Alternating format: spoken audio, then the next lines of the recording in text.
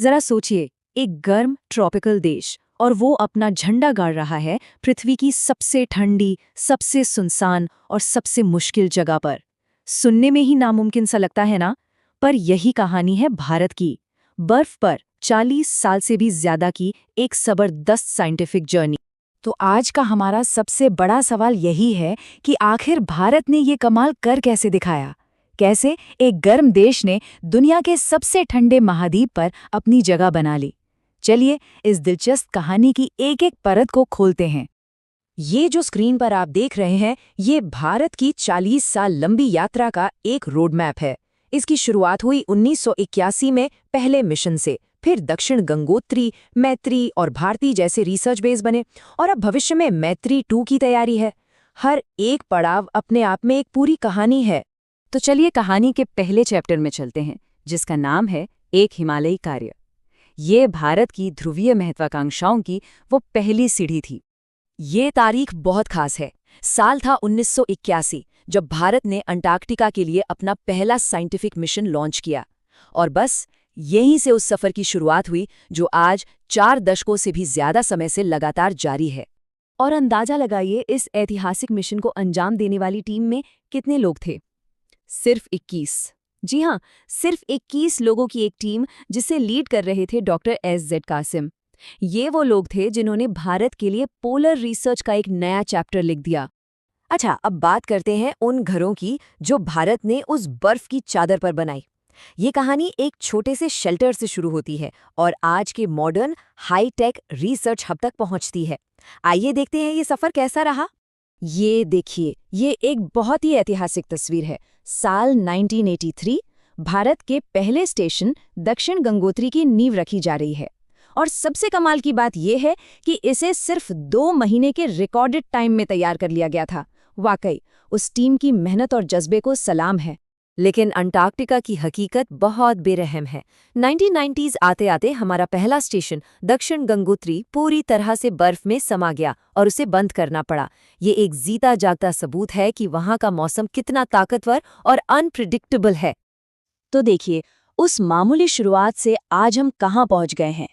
जहां दक्षिण गंगोत्री एक टेम्पररी बेस था, वहीं आज हमारे पास मैत्री और भारती नाम के 2 परमानेंट स्टेशन हैं, जो साल के 365 दिन काम करते हैं। इसकी वजह से आज भारत दुनिया के उन चुनिंदा 9 देशों में से एक है जिनके अंटार्कटिक सर्कल में 1 से ज्यादा स्टेशन हैं। और अब बात करते हैं भारती स्टेशन की। ये तो सच में एक इंजीनियरिंग का चमत्कार है। क्या आप यकीन करेंगे कि इसे 127 बड़े बड़े शिपिंग कंटेनर्स को जोड़कर बनाया गया है, वो भी सिर्फ 127 दिनों में। ये स्टेशन न सिर्फ समुद्र विज्ञान पर रिसर्च करता है, बल्कि इसरो के लिए एक बहुत जरूरी ग्राउंड स्टेशन का भी काम करता है, जहां से सैटेलाइट का डेटा रिसीव किया जाता है। इंफ्रास्ट्रक्चर की बात तो हो गई, लेकिन वहां रहने वाले इंसानों का क्या? अब हम कहानी के उस पहलू पर आते हैं जहां बात होगी इंसानों की। दुनिया के सबसे अलग थलग कोने में आखिर जिंदगी होती कैसी है? मैत्री स्टेशन के medical officer doctor Rahul Jain के ये शब्द वहां के माहौल को बिल्कुल सटीक तरीके से बताते हैं। मतलब एक तरफ तो ऐसी खूबसूरती और शांति है जो कहीं और नहीं मिल सकती, और दूसरी तरफ ऐसी जानलेवा ठंड है जो एक पल में सब कुछ खत्म कर सकती है। वहां अपने बेस से बाहर निकलना भी अपने आप में एक मिशन होता है। इसके लिए एक बहुत ही सख्त प्रोटोकॉल फॉलो करना पड़ता है। जैसा कि आप देख सकते हैं, सबसे पहले तो इंसुलेशन वाली 3 लेयर पहननी पड़ती हैं, फिर गॉगल्स, मास्क और स्पेशल बूट्स। तीसरा और सबसे जरूरी नियम है बडी सिस्टम, मतलब आप कभी भी अकेले बाहर नहीं जा सकते। और आखिर में रेडियो पर लगातार कांटेक्ट में रहना। ये नियम है, ऑप्शन नहीं, क्योंकि यहाँ एक छोटी सी चूक भी जानलेवा साबित हो सकती है। पर इस बाहरी सन्नाटे और सख्ती के बीच स्टेशन के अंदर एक बहुत ही गर्मजोशी वाला माहौल होता है। डॉक्टर जैन कहते हैं कि स्टेशन की रसोई सबसे गर्म कोना है, सिर्फ टेम्परेचर के लिहाज से नहीं, बल्कि इमोशनली भी। और ये गर्मजोशी आती है छोटी छोटी चीज़ों से, जैसे साथ में मूवी नाइट्स करना, कैरम टूर्नामेंट खेलना, और कभी-कभी मैगी का वो आखिरी पैकेट भी शेयर कर लेना।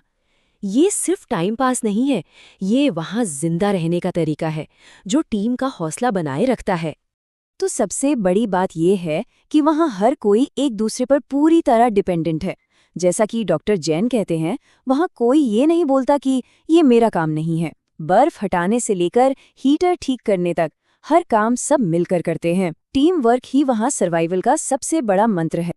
अब आते हैं उस असली वजह पर जिसके लिए ये सारी मेहनत की जा रही है, और वो है साइंस।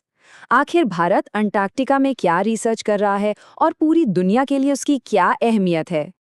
लेकिन साइंस से भी पहले वहाँ के लॉजिस्टिक्स की चुनौती को समझना जरूरी है। इन स्टेशनों तक फ्यूल, खाना और जरूरी सामान पहुंचाना एक बहुत बड़ा ऑपरेशन है। MV वासली गोलोवनिन जैसे स्पेशल जहाज जो बर्फ तोड़ सकते हैं, उनके साथ साथ बार्ज और हेलीकॉप्टर्स की मदद से ये लाइफलाइन चलती रहती है। अंटार्कटिका हमारी धरती के लिए एक नेचुरल लैब की तरह है। यहाँ भारत कई जरूरी फील्ड्स में रिसर्च कर रहा है। क्लाइमेट चेंज को समझने के लिए बर्फ की परतों की स्टडी होती है। जियोलॉजी से हमें भारतीय उपमहाद्वीप के इतिहास का पता चलता है। ओशनोग्राफी के जरिए हम दक्षिणी महासागर पर नजर रखते हैं। और बायोलॉजी हमें उन अजीबोगरीब जीवन रूपों के बारे में बताती है जो इतने ठंडे माहौल में भी जिंदा हैं। मतलब यहाँ हमारी पृथ्वी का अतीत भी है और भविष्य के संकेत भी। और इस रिसर्च के नतीजे भी सामने आ रहे हैं। जैसे 2017 में एक भारतीय साइंटिस्ट ने भारतीय स्टेशन के पास काई यानी मॉस की एक बिल्कुल नई प्रजाति खोजी और उसका नाम रखा ब्रायम भारतीयंस। सुनने में ये एक छोटी सी खोज लग सकती है, पर यह बताती है कि उस जगह पर अभी भी कितने रहस्य दबे हुए हैं। तो अब आगे क्या? भारत का अंटार्कटिक मिशन यहीं खत्म नहीं होता। चलिए देखते हैं कि भविष्य के लिए क्या प्लान्स हैं। और भविष्य की तरफ देखते हुए भारत अब मैत्री 2 बनाने की तैयारी कर रहा है। ये पुराने मैत्री स्टेशन की जगह लेगा और ये सिर्फ एक नया बेस नहीं होगा, बल्कि एक ग्रीन रिसर्च बेस होगा। मतलब ये सोलर और विंड एनर्जी जैसी टेक्नोलॉजी पर चलेगा। इसे 2029 तक पूरा करने का लक्ष्य है, जो अंटार्कटिका में भारत के कमिटमेंट को और भी मजबूत करेगा। तो आखिर में सवाल यही है, जैसे जैसे हमारी दुनिया बदल रही है और अंटार्कटिका की बर्फ पिघल रही है, भारत के पोलर साइंटिस्ट्स दुनिया के उस आखिरी छोर पर कौन से नए राज खोलेंगे? ये एक ऐसा मिशन है जो सिर्फ भारत के लिए नहीं, बल्कि